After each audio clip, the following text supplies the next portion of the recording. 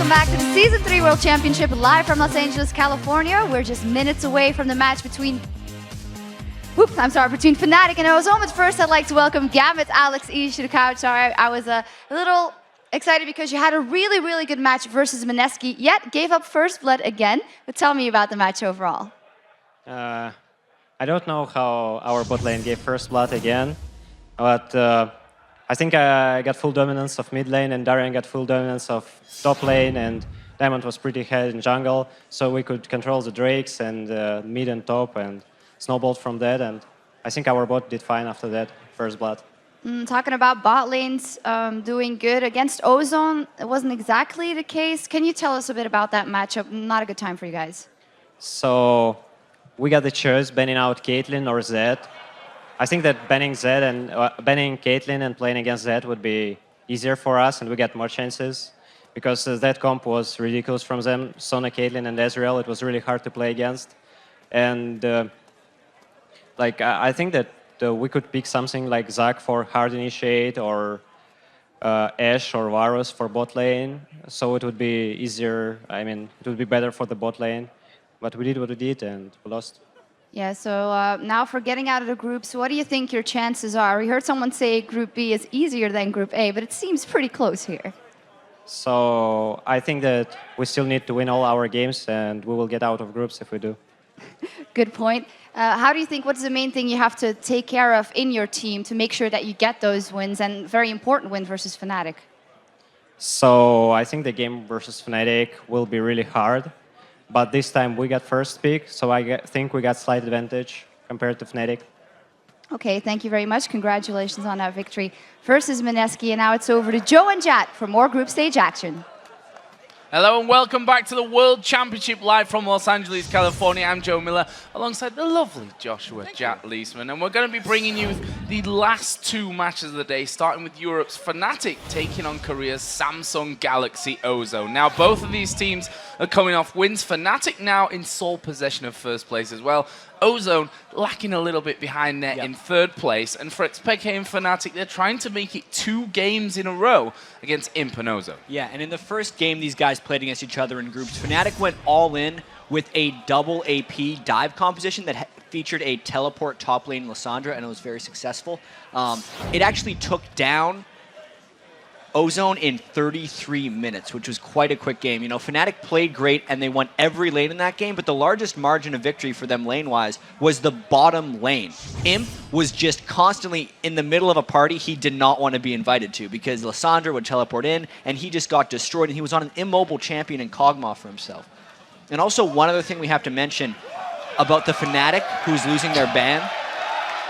No, that's not what we should be cheering for. Fnatic will be penalized for trading champions after the 20-second deadline in their last game against Vulcan. So Fnatic's losing the 1 ban. Well, coming into this match, Ozone isn't making any excuses for their Game 1 loss, and while Cyanide and Peke are ready to flex their muscles again and take another game from their Korean counterparts. 한국 팀들이랑 하던 플레이 스타일이 많이 달라가지고 좀 당한 것 같아요. 근데 거기에 대해서 준비를 아직 별로 못했는데 지고 나서 이제 좀 이길 수 있는 방법을 좀 알아내려고 하고 있어요. I was really happy to beat them. Like, they're a great team, but even the Koreans, they're not invincible, and it has been proven now. 팀의 색깔이 너무 뚜렷했고 그거에 너무 속수무책으로 저희가 당했기 때문에 제일 인상 깊었던 팀인 것 같아요. It's not that they play bad, they play decent, but we play really good. 푸나틱이 좀 색다른 걸 준비할 수는 있는데 그게 그렇게 완전히 다르진 않을 것 같아요. We will come up with a different battle plan, but I think we did pretty fine last time, so we don't have to change too much. We just gotta try and play solid and play our game and not theirs. We're pretty much a really strong team, and we'll win it. Focus on their own game, and Fnatic have done it before, so why not again? Absolutely. I mean, Fnatic is the team that they had a slow start, and they've really ramped it up here. They've been a little momentum-based in the past, but, I mean, if Ozone does figure them out, I don't know what's going to happen here. Ozone played so great in that first game. Well, it's time to check out today's starting lineups. Kicking off with Fnatic on the blue side. There, of course, sOAZ in the top lane, Cyanide in the jungle, xPeke in the mid lane, Pushu the AD carry, and Yellow Star the support. And on the red side, it is Samsung Galaxy Ozone. Top lane is Looper, the jungle is Dandy, mid is Dade, Imp on AD carry, and of course Mata on support. So getting into Champion Select, we've seen a big variety out of both of these teams. If you look through the champions that they've played already, there are obviously some very similar options. I mean, Aatrox for Cyanide and Lee Sin we saw him play so amazingly well in that last game. Then you look over, you know, if you look at the mid laners in there, dade, not impressed as maybe as much as we'd have expected, brought out the Ryze, and we heard from the analysis desk that they talked about how he's really struggled to keep up and has generally fallen back on those picks that he may have been used to earlier when they were a little stronger. Yeah, and we can just talk about dade's champion pool a little bit because he still hasn't brought out something new that's worked. Yeah. He tried to play Gragas in their last game against Fnatic, and he was missing many of his Gragas ultimates. Peke was basically sidestepping them because dade was trying to be too precise and get the knockback perfectly each time. And since then, he's pulled back to Jace, he's pulled back to Ezreal, he's played some Ryze, his Zed has always been banned away. But those four that we just mentioned, not including Gragas, are his champion pool. And it has been for the past 3 or 4 months. He hasn't really added any more, and I don't think we're going to see anything unique that is actually successful for him. So Fnatic could theoretically plan around that if they hadn't lost that ban, which will actually make this a little more difficult. Yeah, we should touch on that a little bit more. The rule is here in the World Championship, 20 seconds before the game starts, you have to have already made all your switches, and Fnatic actually did that with 14 seconds remaining, which is why they lose the ban here. It's a rule that's been added to the World's rule set. It's been in the OGN Champions League for quite a while, but it's just, you know, they knew about it going in, they just were late on the swap, and they just accepted the penalty. Well, let's talk about what that means really, because they get 2 bans instead of 3. Where do they have to be more focused now? That's the real point of this one. Yeah, I mean, considering that they are on the blue side, they have the first pick, and at least in this World Championships, with so much Zed and Ahri and Corki contention, especially since Fnatic has been playing a lot of Corki as well, I don't actually think it hurts them that much. I think if they were on the red side, it would be substantially more detrimental to them. The only thing this will block them from doing is if they really wanted to attack dade or Imp's champion pool. They could do like a Vayne and a Caitlyn ban, but they no longer have that option. Well, we're going to jump into Champion Select and see exactly how this one is going to go down. So don't forget, Fnatic, only 2 bans in this game. They get to ban out first of all in this matchup. So yeah, this what one's are we going to tick off expecting there? Yeah, that said, again, dade, obviously an amazing Zed player. He seems to have struggled on other champions. You'd expect that to come out from Fnatic. Yeah, that's actually... Peke is a pretty good Zed player, too. That's also true. And that means Ozone is basically forced to use a ban on... They're most likely going to use 3 bans on Peke, because that's what most people do against Fnatic. Going just back to the European playoffs, Peke was dominating every game. 400 CS on Ahri in 32 minutes in their final championship win over Lemon Dogs. And he has really performed so far here at the World Championships. Peke is one of the main reasons that they're actually in first place in this incredibly competitive Group B. Well, we see the first ban there from Fnatic. Actually, Lee Sin. Now, obviously aimed at Dandy in that one. Up until now, only played 2 champions, funnily enough, Jarvan and Elise. So that one's still going to be open for a while. Thresh banned out as well. That's both the Fnatic bans gone. Ahri, Shen, and a Leona ban there against Yellowstar. And of course, Zed gets popped in. They decided that it's absolutely okay. We just saw the first Zed loss here at the World Championships when Mineski was allowed to play it. Reginald was previously the only person to actually get to play Zed, and he had been 2-0 with it so far. It's a pretty bold strategy there to just give it right around to Peke, because, I mean, what does dade have left for him at this point? We've been through his champion pool. Right now, it reads Ezreal, Ryze, and Jace, unless he has something new up his sleeve. Well, the Gragas as well, which they lost with against Fnatic. I'm personally not expecting to see that again. No, I don't think so either. Yeah. It just didn't work out for them whatsoever. It could just be the Lissandra right off the bat if they decide to go with mid lane. As soon as Lissandra hits 6, she could potentially just use her Frozen Tomb to just, on herself, avoid the ultimate. I think we can safely say that that will be dade. I mean, if you look at Looper and what he's played so far, they've been the more tankier champions, the Shen, the Singed, and a Zac in their last game that they played against Gambit. So expecting that dade will get that Lissandra. Fnatic, a team who have played Lissandra in both the mid lane and the top lane on many occasions. But let's move across to Fnatic, because they've picked up that Corki that's been so highly contested, along with a Zyra. And whatever this next pick is, I mean, it could just be a support, but I'm still not actually sold on where they're going to be putting this stuff. I mean, based on what we know about Ozone and how they're such a heavy team on preparation, I don't think they could just fly off the handle and be like, oh yeah, we prepared this Lissandra strategy that we're bringing out on game 6 of the group stage. I feel like if they had it, they would have brought it out much sooner. At the moment, they actually have Fiddlesticks as their planned counter against Zed, because what Fiddlesticks can do to Zed is as soon as he goes in for the death mark, you pop the 3-second fear on him, and it effectively makes it so he can't apply damage during the death mark, and therefore he can't assassinate someone, which is the plan with that Fiddlesticks. I'm very interested to see if they go double AD again with even more of a poke composition, even more ranged champions, and no true tank, just because it works so well for them against Gambit. Well, let's see the final 2 picks coming in here for Fnatic. Bottom lane or duo lane sorted out here. That's Zed for... We're assuming peke. We can never put it past sOAZ to play a champion like that. Yorick. Oh no. We have to say... wow. Yeah, I was going to say, that one wouldn't work out too well, but Kassadin coming in. We know how strong peke is with Kassadin, and the jungle Aatrox for Cyanide. He's played it in 3 out of 5 games so far. And Kassadin has been banned against peke many times so far in this World Championship. Whenever you expect the Zed first pick, we're almost just trained to expect it in mid lane. But Fnatic, more than any team in Europe, is likely to run double assassins because they love to tag team and avoid team fights. They did a lot more of it actually in the spring split of the European LCS than they did in the summer, but it's still something Fnatic is incredibly comfortable doing. And now that Peke's allowed to go on Kassadin, he was probably expecting the Lissandra pick in the mid lane to go against, and he's expecting to be able to survive it. I'm really excited to watch this Fnatic assassination composition really just work out. They're all basically just gap-closing assassins on that team. And that's something that they did so well, the whole double team of peke and sOAZ, not being scared to split push on their own, and definitely not scared to team up as a 2 and really knock anyone out who's caught anywhere near out of position. So this is going to be scary stuff for Ozone. They're the team that really, I'd say, has to win in this scenario. They sit currently behind Gambit after they took down Mineski in our last game. So this is a very, very important game. And for Fnatic, I mean, they're going to be in such a strong position. It's really important for both of them right now because Fnatic wins, they have a stranglehold on the group. And if Ozone wins, they are almost safe in second place. They make it very difficult for Vulcan to qualify at this point. So this is a lot on the line here.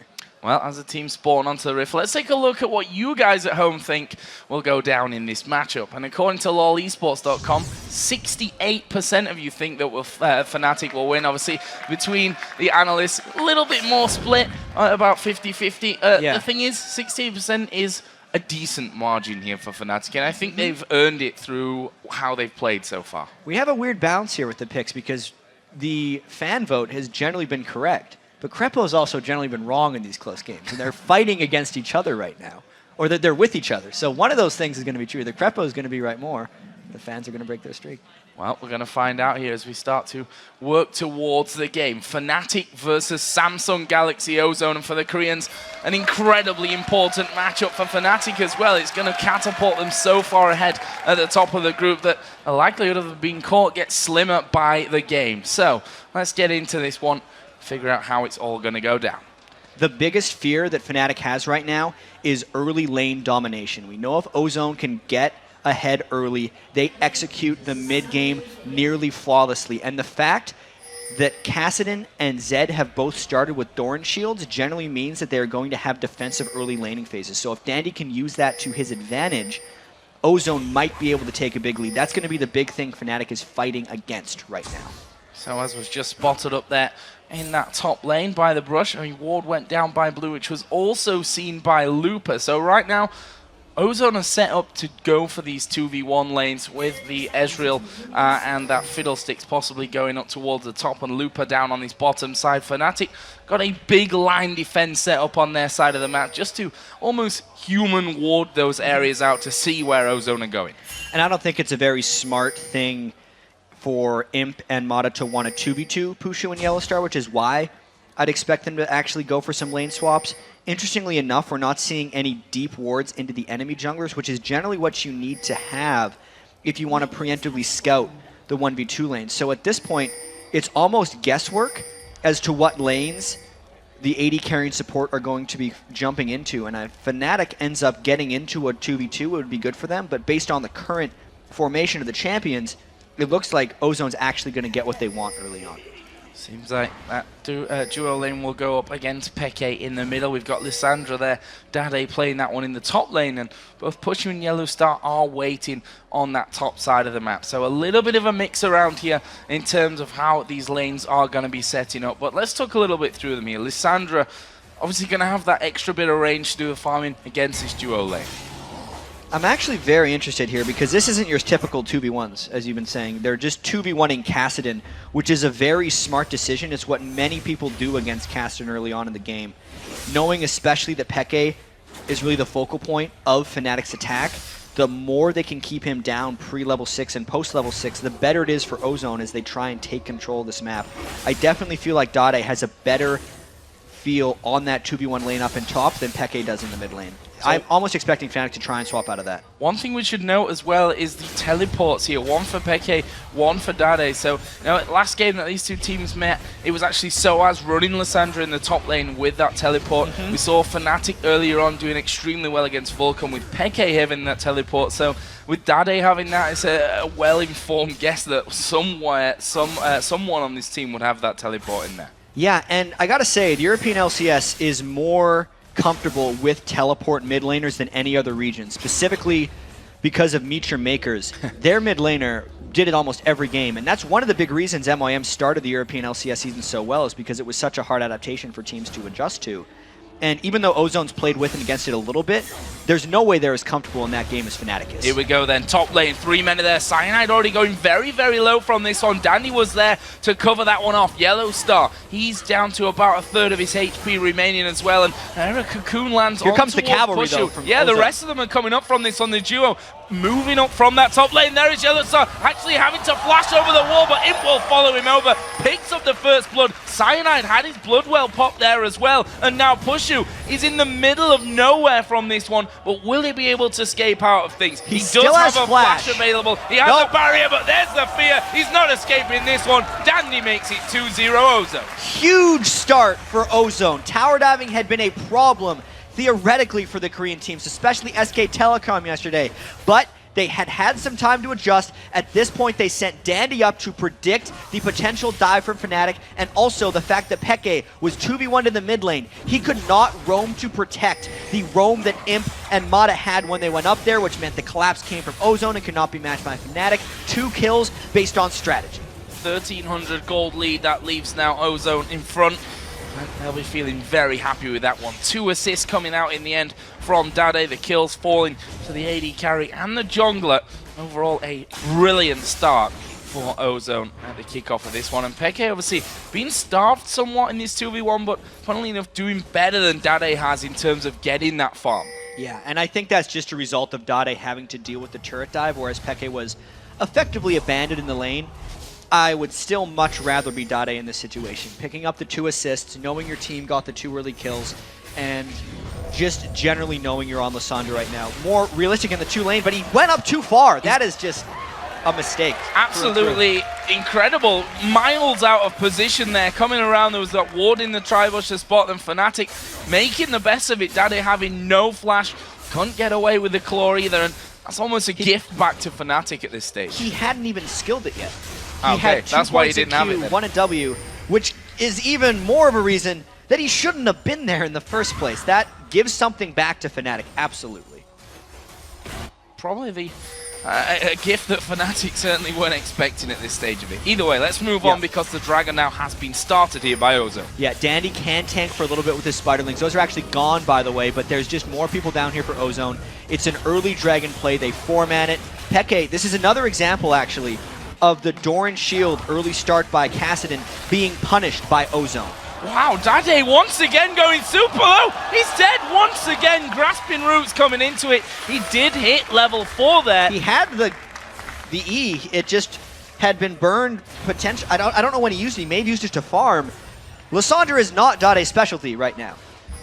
Well, it doesn't look that way, does it? We have to admit that 2 times now getting caught out in these 2v1s, a lane where you have to play so incredibly defensive and carefully. Meanwhile, Dandy is coming up to try and stop the pressure that's now been put down by this duo on that top lane, but the turret Nah, not quite at half HP by now. Peke here in that mid lane, he's not quite hit level 6 just yet either. So once he gets that Rift Walk in there, he's going to become a little bit safer in terms of his mobility and escapability. Yeah, Peke, once he hits level 6, should have a little bit of a reprieve from all this pressure from Ozone. And just kind of going back to that dade, he had actually used his E to farm a minion wave while Pushu and Yellowstar creeped up from the brush.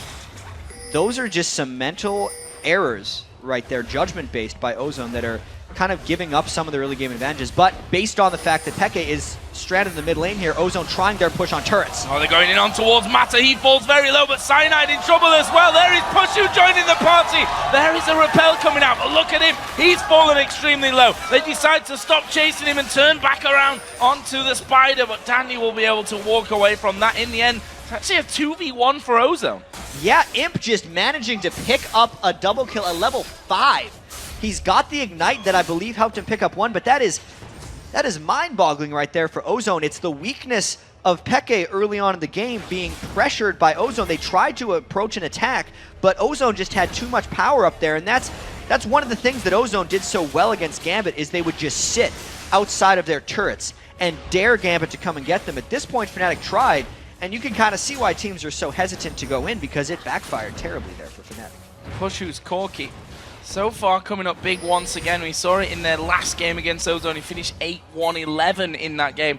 Now it's at 3-1-0. Everything going their way. Mata, they go, they're both caught by it. They jump in, Stranglethorns goes down. There is a shutdown, and the second kill going to come around. Yellowstar pulling that one off, but again, a positional play working out brilliantly for Fnatic. And that was just a great scout there by Fnatic. How would they guess that Ozone would be trying to get control in that area, since the Dragon was already down, in a sense? That's essentially, it's got to be catching Imp on his way to blue buff, I'd imagine. But either way, it was just a great jump by Fnatic, and that's what Fnatic will be trying to do this entire match. They don't have a team fighting composition. They have one that is completely built around catching people off guard and finding small fights. And knowing that Pushu has those 4 early kills is going to be a very early Trinity Force. Imp and Pushu are going to be battling each other, as they're the ones that are holding the majority of the kill gold in this match. Now we see a red buff steal coming out from Cyanide, capitalizing on the fact that middle turret now has been finished off, the first one of the game, funnily enough. After all this crazy action that we've seen, we're not quite 10 minutes into this game, and Fnatic have clawed that early gold deficit back. I mean, let's take a step back here. This was a 2-0 start for Ozone. And that's generally a disaster if you're Fnatic, getting down 2 kills to a top-tier Korean League of Legends team that generally know exactly what to do with a lead. But they haven't played against Fnatic. No one has played against a team like Fnatic, who knows how to hide in the fog of war, despite how many wards Ozone may try and put down, and just attacks you from very unconventional positions that teams are not ready. Oh, Peke, yeah, up on his top side, and bit of a trap set in wait for him. We've got Lissandra on the top side. At least Fiddlesticks is around there. There's a ping on towards Fiddle, and look at that. They've actually pinged into the brush here. So Peke's been told that this is a possibility. As the ulti does go in, there's a cocoon landing on towards Peke. Can he escape this one? He's going to go very low, but there's a Rift Walk. There's the claw to follow in. dade picks up a kill. And that's really Ozone fighting back, giving Fnatic a taste of their own medicine. It was another time where they're just waiting for Peke to commit a little bit. They chained their crowd control properly, and Peke paid. Now Pushu coming up, and you see those bombs putting down incredible amounts of damage to take out that minion wave before that turret could be finished off. So a save on that front. It leaves us at just a 250 gold lead, let's call it, at this point for Fnatic. Looper, I have to say, along with sOAZ, they've been the quieter of the teams here on this bottom lane, 1 versus 1, pretty much just farming up against each other. The Cutlass already done here for sOAZ. The kickoff there is Imp. Well, he's going to get caught out there in middle, and that happened so fast, we missed it. There's going to be a lot of that in this game. Yeah. Those incredibly quick picks, because so much damage is on Fnatic and they can kill people so quickly. And also this Zed matchup, there will come a point in time where sOAZ does more damage than Looper can handle, and that will cease to be a 1v1 matchup that Ozone is willing to commit to. So, rest of Fnatic actually moving towards this bottom side of the map. Yellowstar just getting through there. Only one turret hit taken. That minion wave going to come up, and this should be turret number 2 of the game here for Fnatic. Nothing really from Ozone in the general area to stop this one going down. Peke in the middle is making sure that dade and Mata don't push that middle turret out even further, and that will be the second turret of the game going over to Fnatic. And I think the most important part of this game that we haven't talked about yet is how Fnatic has been able to hold on to all of their turrets. When Ozone got the 1 or 2 turret lead on Gambit earlier, it ended 10 turrets to 0. But the fact that even with Peke getting 2v1 in the mid lane early on in the game, the fact that Fnatic has not lost a single turret is the thing that is stopping Ozone from taking the appropriate amount of map control to corral Fnatic and stop them from getting picks. So here we go then. Dragon started again by Ozone. Peke's teleport has just come off cooldown. They may go for this one. There is a smite steal. Cyanide showing once again. He is a master stealer, and he's done it once again. sOAZ actually was by Tribush. He's just going to use those shadows to get out of there, and so expertly done. Dragon steals are such an immense swing in gold. That's 975 gold that Ozone committed to with 4 members of their team, and it got swung back on the other side because Cyanide made one miraculous play. That's effectively a 2,000 gold swing. You generally get 450 gold in kill and assist combined for a regular kill, so a steal like that can potentially be equivalent to a 4-kill swing in gold. That's incredible. That leaves them 2,200 gold up on Ozone, who right now are all ganging up in this top lane. Peke being caught out there once, but doesn't look like he's going to fall for that a second time. He just pushed that wave up towards the turret and decided to back away. Meanwhile, sOAZ pushing out this mid lane. He's now up to 120 CS. And we talk about how dangerous zOAZ is. Usually we see him in this mid lane, but the fact that sOAZ has been in that 1v1 has allowed him so much free farm. He's going to become beastly. It's one of the things that as Zach was becoming more and more popular in the competitive scene, actually before he got nerfed, teams were smartening up about putting hyperscalers against him, because as powerful as Zach can be in the teamfight phase, he is effectively non-threatening in a 1v1 matchup. So things like Nasus could farm for days and get a crazy Q, or Vladimir can reach a point where he is stronger than Zach and just outpressures him. Zed is not seen in that matchup very often because either Zed's banned or he goes mid lane, but it absolutely works. And that's something that sOAZ is approaching right now. Once he gets a couple items to complement his Blade of the Ruined King, he'll be able to kill Looper in those 1v1 situations, no problem. So let's have a look at some of the items coming in here, and we'll touch first of all on that Zed. That Blade of the Ruined King done. Sunfire Cape on the other side. Oh, wow. Wow. That was a surprise party. I think Mata surprised himself that that party was going on there, and he will just back away. Ulti burn. And there's a huge battle for vision going on that we can't even really talk about because there's just too many wards on the map to mention. But there was a ward that wasn't in the direct location of Mata, but it did show his approach. And then sOAZ waited just long enough to back away from him. Oh, there's a Cocoon flashing by, and Fnatic, seeing that go straight between them, decide, okay, well, let's back away from this. There's quite a few people here. Peke doing what Peke does best here. He's pushing that top lane out. He's going to continue to push, draw people away from the middle of the map, and then use his teleport to get around there and join the rest of them. And the scariest thing about Peke right now, if you're Ozone, is the fact that he's still charging up, and Ozone is yet to take an advantage. In fact, Ozone knows they're behind right now. You can't do that against a Kassadin. If you're a team like Ozone and you don't get any turrets down after the weak early game of a Kassadin, you are in extreme amounts of trouble. Even Ozone doesn't have an incredible teamfight team or an incredible poke team right now, so really they're kind of at mercy of Fnatic's roam for the rest of this game. They really have to pull off something miraculous or catch a few opportune teamfights where Peke just can't get going, because he's just going to charge up and go extreme. dade at this point actually working his way up towards that Sonya's Hourglass first of all. I mean, right now it's not a time that Ozone would be wanting to fight in this game. If we look down the 280 carries, both do have that Trinity Force finish, but Pusher has just played so well in his Corki game so far, positioning-wise, and the fact that you've got that Zed now with the Blade of the Ruined King in means that Ozone, if they were to fight, are probably going to lose out. And I think so much of that just goes back to dade. After he was able to help his team pick up 2 early kills, he really gave them right back to Pushu. And I mean, you have to credit Yellowstar and Pushu for hiding in the right spots and making sure dade felt safe about where he was.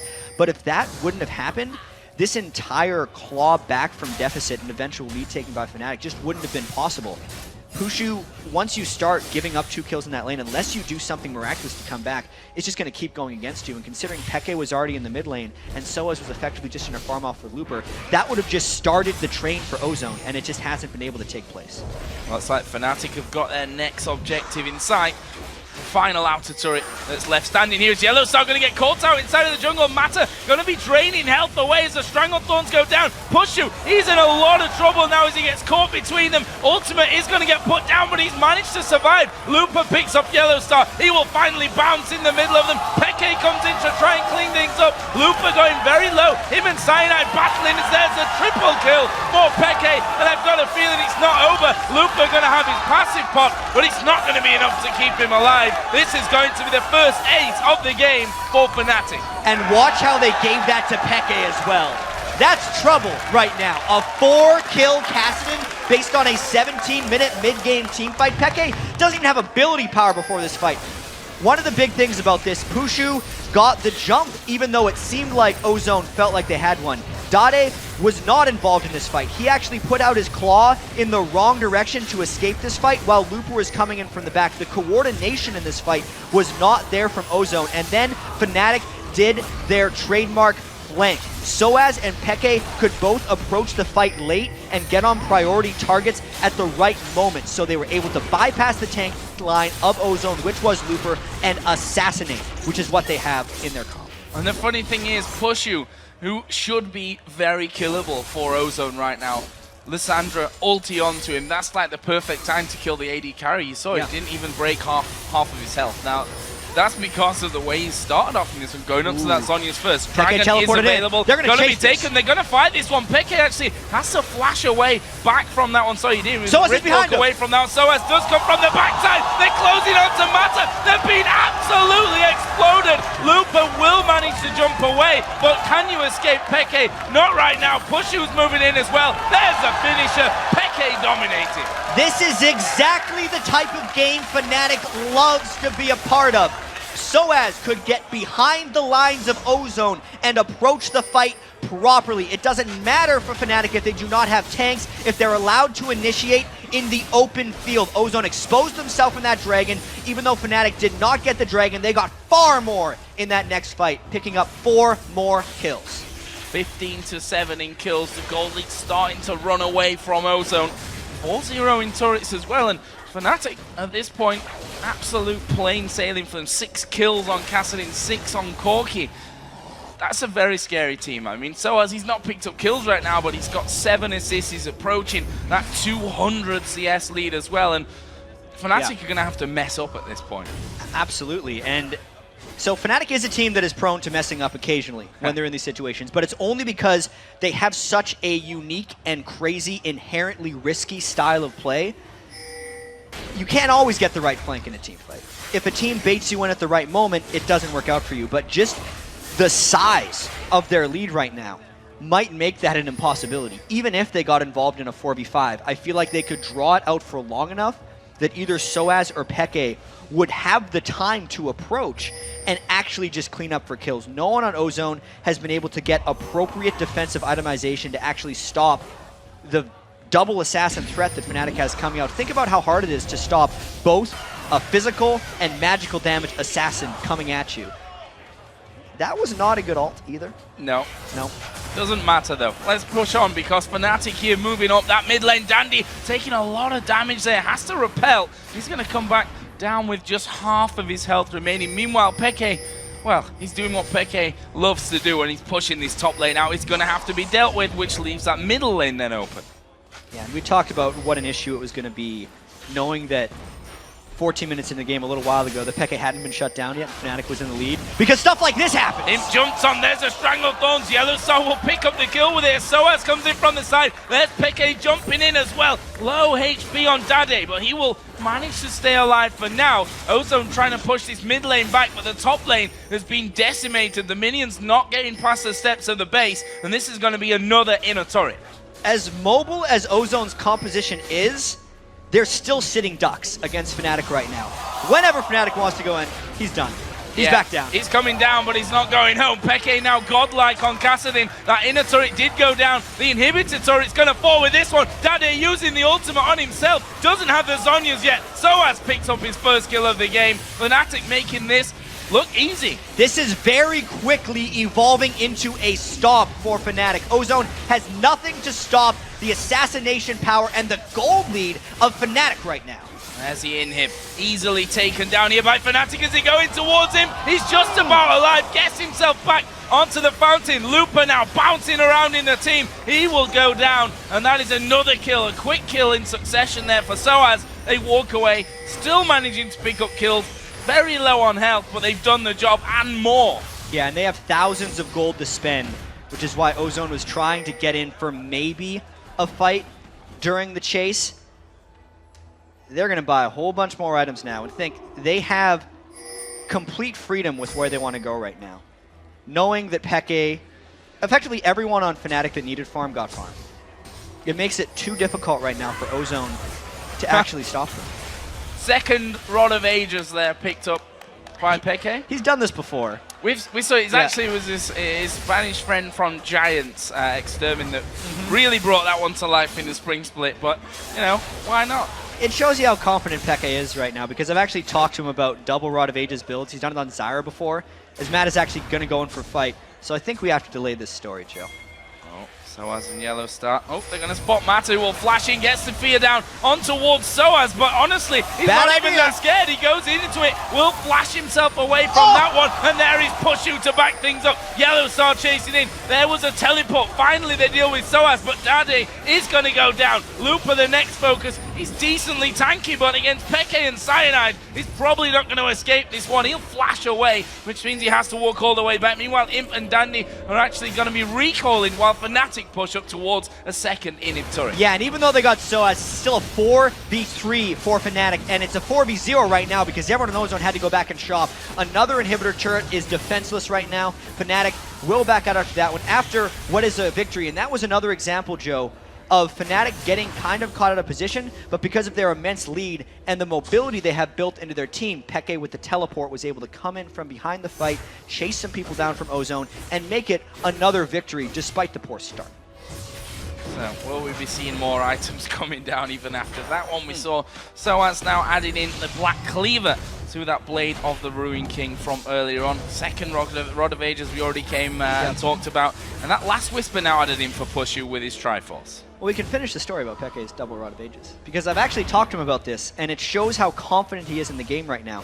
He knows it's not the best build on Kassadin, but he builds it for fun when he knows he's running away with the game, because he just likes the look of having two of them in his inventory. He's actually, he would probably go for 3 if the game continues like this and it goes long enough, because that's the mindset he's in right now. Well, he's got the blasting wand, so it's partway there.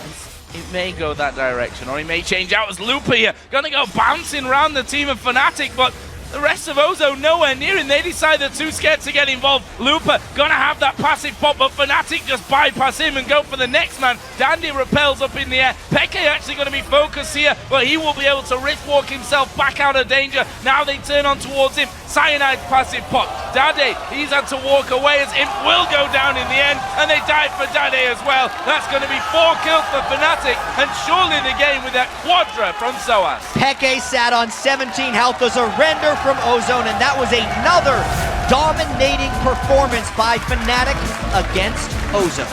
Absolutely incredible stuff, and well, Fnatic, we saw them lose their first game in the World Championship against Vulcan. We wondered what was going to become of Fnatic in this group stage, and well, they've answered our questions with incredible performances time after time, and this one in particular was so impressive. Yeah, #1 seed from the European region, #1 seed in this group now, dominating fashion here. Only 25 minutes to take down Samsung Galaxy Ozone right now.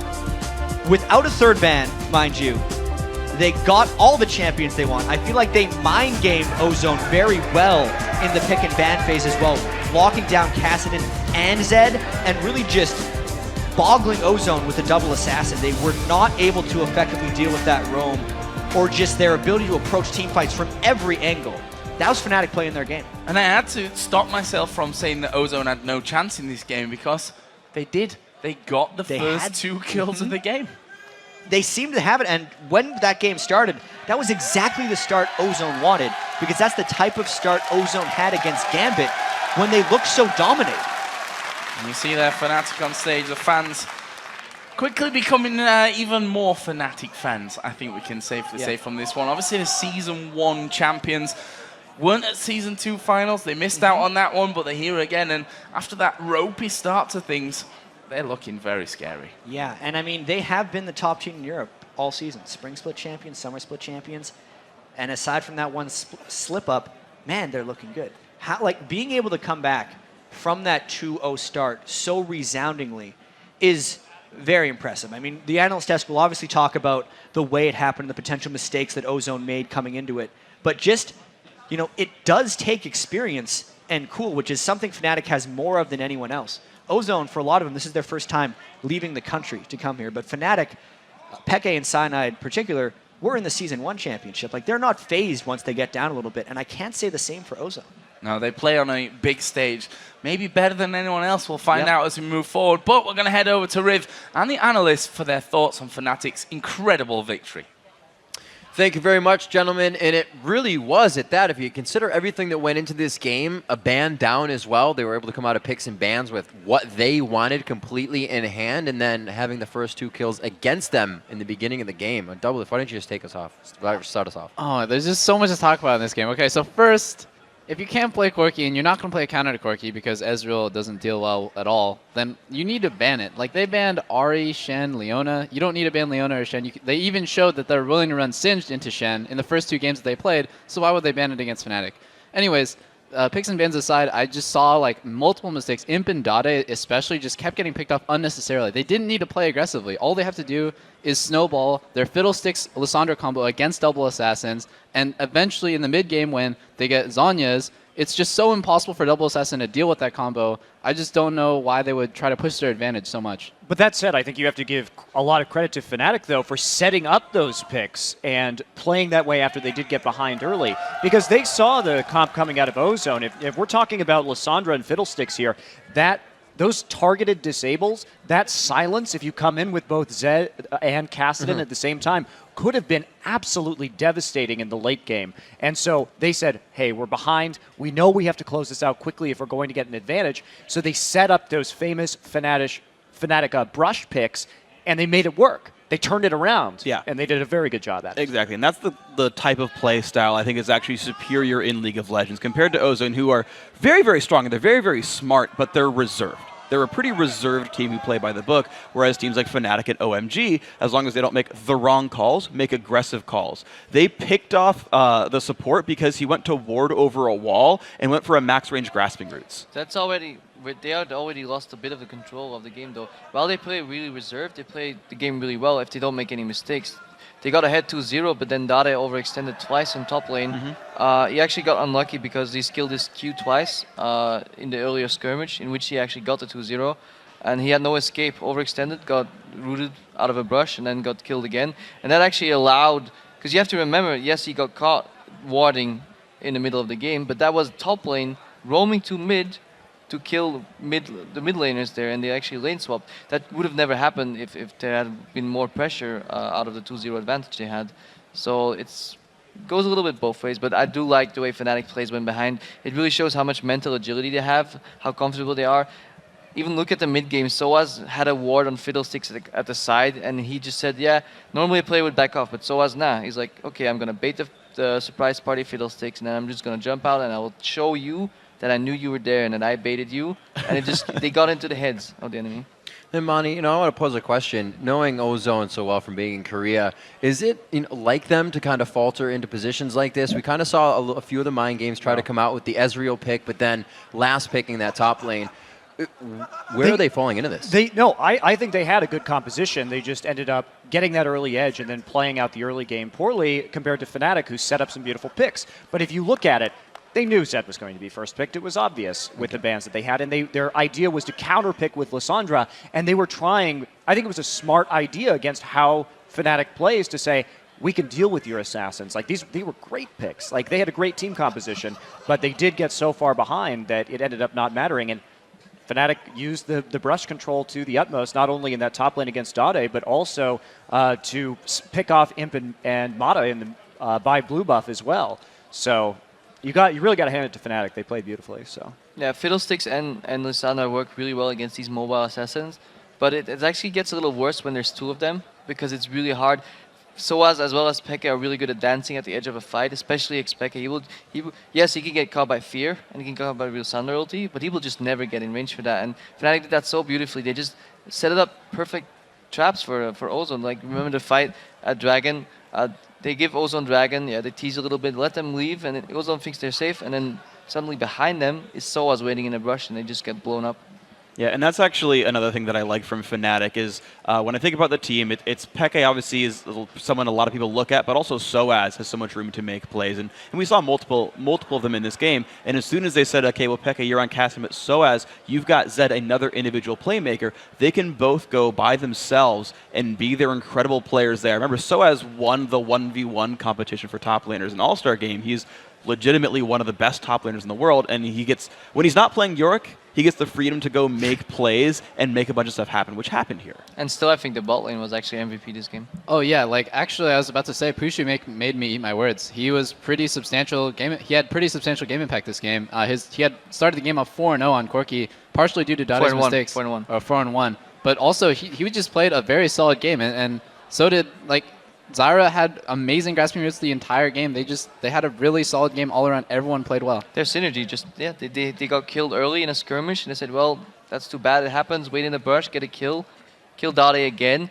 Immediately realized that wasn't enough for Fnatic to get back in the game. Only top lane winning wasn't enough. They had to stop Peke from being shut down, so they rotated them mid, got another pick off, put Peke in top lane. Peke uses teleport to get that farm, and he's snowballed into the game. And we've seen the ban on Kassadin. This is first game being picked, which makes him the 48th champion that we've seen now within Worlds.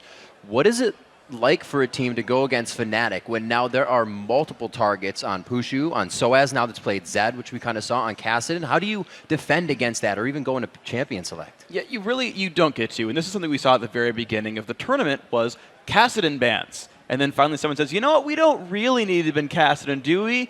Yes, you do. You 2v1'd against Peke, right? You shut him down. He had very little minion kills. He couldn't roam into that top lane and turn around the kill. Then he burned his first teleport to soak up experience in the top lane when dade was pushing. So he's sitting there doing nothing but waiting to stack up with Aroa, and then shows up to a team fight, gets a belated quadra kill. Yeah, gets another one afterwards. But that's a team fight somebody else set up, though. Sure. But Kassadin only scales into the game if your team allows you to scale into it. You can actually, Ozone did a good job at shutting him down. The other lanes just go behind. And I just kind of want to draw a comparison between xPeke and Faker, who are both very high playmakers. Well, xPeke makes his plays generally with TP, but they're both have insanely big champion pools that you can't really ban out, and they're both just incredibly solid players. Obviously, they're not going to ever face each other until semifinals if they both make it potentially, but they're just so good and they're so versatile. And looking at their composition, we talked a little bit about how high risk, high reward it was. If you're not able to get early or ahead early with a pick composition like that, you kind of get torn apart. Prepo. Well, they didn't get, but yeah, if you don't get a if you don't bounce back from the initial setback, then it's gonna get really hard. You have to play for picks, and that's what they did. Fnatic's really good at that, though. It's so scary to play against them. I really liked some of the movements they had over the map. I don't know if I was behind, I would have actually seen those paths they had to take, because they realized even if they were getting control over one lane again, they realized that was enough. They rotated into mid lane, snowballed it there, keep getting a farm on Peke, and then they had really good fights. So the big fight at 18 minutes, we don't have a replay of it, but we were kind of watching that off. What were the thoughts there? They obviously invaded the jungle, and then we saw Ozone quickly going for the dragon. That kind of even set them farther back. Monty, if you want to talk to that a little bit. I'm trying to remember. This was the top lane jungle fight. Hard to do without a replay. I mean, they did file in a little bit one by one right there, and I'm trying to remember, but I think Fnatic used the lizard brush really well to deny a lot of damage. It's kind of that I think I can mentality. You can help your teammate out. I can help you. No, we're both going to die. Maybe a third one can help us out, and it looks like. In the jungle, it's really nice to fight with double mobile assassins, though, because unless you have full vision with wards, they can constantly jump over walls, come in and out. Right. And you see that like Peke draws that. Peke is really good. That's his signature playstyle at drawing aggro, going out of the fight and getting back in. He will almost always burn his flash going out. And Peke is really good at using target CC. Right. Like Lissandra ultis, usually they leave you in place. You can see Peke every game just pour it out and still get Lissandra ulti where he ends up because he reads the game so well. He knows exactly when to go in and out. And I think a lot of these fights, when Ozone gets blindsided, is in part due to Imada underperforming a little bit, because I generally see him in, champions. He has amazing map control. He has amazing vision around. His team never gets flanked. Right. And then I see multiple times Zed will flank his team, Kassadin will flank his team this game, and especially in these crucial turning point fights, that you can't afford to get flanked or else you're going to lose. Right on. All right, guys, so moving on a bit, let's check out the Group B standings heading into our last game of the day. All of you are awesome for sticking with us, and the fans as well. Fnatic is holding on to first place. Then it's Gambit in second. Ozone now in third. And fourth place, it's Vulcan and Mineski rounding things out. So it's time to now pick the final matchup of the day. Vulcan versus Mineski. Freak, we'll start with you. I'm going to go with Vulcan. Their last win over Mineski was really close. It was kind of a back and forth battle, but I think Vulcan has a better handle on it now. I think they'll be able to pull it through and keep themselves in the run for the playoffs. Crepo? I agree with Freak. Vulcan. Mineski not the strongest showing. Vulcan has really good, parts of the game is really good. Still, they struggled last time against Mineski. I wouldn't be too surprised if Mineski managed to pull it out together because they literally have zero pressure anymore. I hope they find an identity in themselves to make a split push work because their team fighting wasn't top notch. All right. Yeah, agreed. Vulcan all the way. I talked to them after their loss just now, and they seem to be totally fine with their loss. They're not super down about it. They're just going to play their game against Mineski. So when are you going to vote for your dark horse? God, dude, come on! Do you even know how a dark horse so works? hard because you can't leave see him I picked my dark horse before you seeing leave them. your dark horse in the dark for double. I did. I can't, dude. I want to win this statistic thing. All right, dark horse get tamed. Got to go with Vulcan as well All right. for the same reasons that these gentlemen stated. All right, guys, so you've heard what they have to say. It's going to be 4 Vulcans coming into this one. We're going to take a quick breather, but when we return, ManCloud and Vulcan battle Yume and Mineski in our last fight of the day. Plus, Yellow Star swings by the couch for an interview. So don't click that mouse. The Season 3 Championship live from Los Angeles. We'll be right back.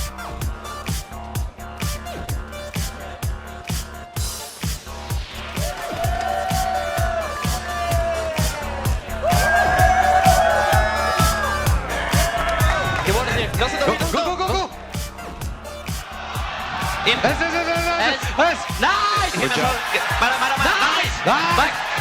FNC sat on 17 health, a surrender from Ozone, and that was another dominating performance by Fnatic against Ozone.